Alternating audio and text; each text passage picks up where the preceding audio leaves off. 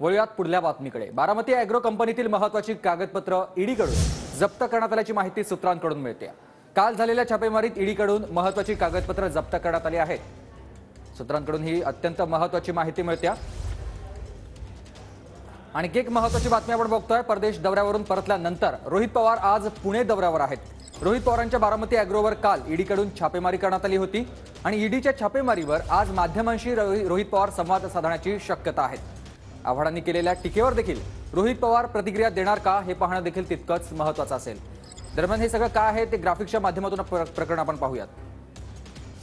Baramati agro कंपनीने शिखर बँकेकडून बाजारभावापेक्षा कमी दरात कारखाना विकत घेतल्याचा आरोप आहे। रोहित पवारांच्या बारामती ॲग्रो कंपनीने वेगवेगळ्या अकाउंट्स धारकांकडून पैसे वापरून 50 कोटी रुपयात कन्नड कारखाना विकत घेतल्याचं ईडीच्या चौकशीमध्ये समोर आलं। Baramati agro, hitech engineering corporation आणि समृद्धी शुगर प्रायव्हेट लिमिटेड या कंपन्यांनी कन्नड सहकारी कारखान्याच्या लिलाव प्रक्रियेत सहभाग घेतला। दरम्यान हायटेक इंजिनिअरिंग कंपनीने 5 कोटी रुपये बारामती ॲग्रोकडूनच घेऊन टेंडर भरल्याचं समोर आलं। या तीनही कंपन्या सध्या ईडीच्या रडारवर आहेत।